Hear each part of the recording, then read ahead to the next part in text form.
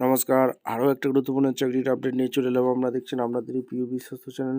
বন্ধুরা, পশ্চিমবঙ্গে 23 জেলার চাকরি প্রার্থীদের জন্য সুবর্ণ সুযোগ, যেখানে মেল ফিমেল সবাই আবেদন করতে পারবে। কলকাতা পৌরসভায় নতুন করে কর্মী নিয়োগের বিজ্ঞপ্তি প্রকাশিত হয়েছে।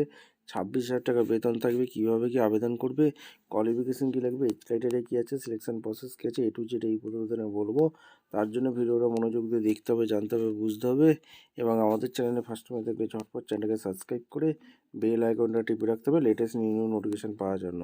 এই যে কলকাতা পৌরসভায় নতুন করে কর্মী নিয়োগের বিজ্ঞপ্তি প্রকাশিত হচ্ছে, এখানে বেতন প্রতি মাসে 26,000 টাকা থাকবে। সরাসরি ইন্টারভিউর মাধ্যমে এরা যোগ্য প্রার্থীদের ছাঁটা বাছাই করবে। কীভাবে কি আবেদন করবে, কোয়ালিফিকেশন কী লাগবে, এজ ক্রাইটেরিয়া কী আছে, সিলেকশন প্রসেস কী আছে, A to Z এই প্রতিবেদনে বলবো। তার জন্য ভিডিওটা তোমাদের মনোযোগ দিয়ে দেখতে হবে, জানতে হবে, বুঝতে হবে। এবং আমাদের চ্যানেলে যারা ফার্স্ট টাইম এসছো, চ্যানেলটাকে সাবস্ক্রাইব করে বেল আইকনটা টিপে রাখতে হবে লেটেস্ট নিউ নোটিফিকেশান পাওয়ার জন্য।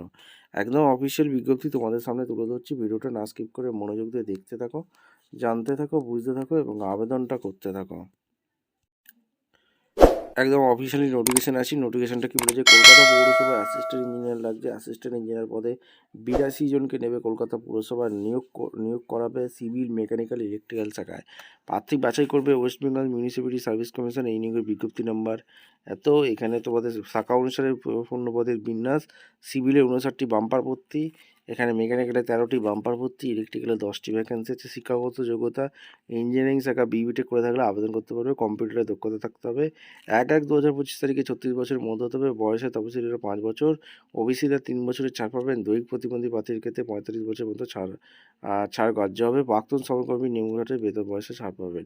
পশ্চিমবঙ্গ সরকারের revision of pay and allowance রোপা 2019 এই বেতন দেবে। প্রার্থী বাছাই করাবে 200 নম্বরের লিখিত পরীক্ষা, 40 নম্বরের পার্সোনালিটি টেস্টের মাধ্যমে। লিখিত পরীক্ষা অবজেক্টিভ ধরনের মাল্টিপল চয়েস প্রশ্ন হবে।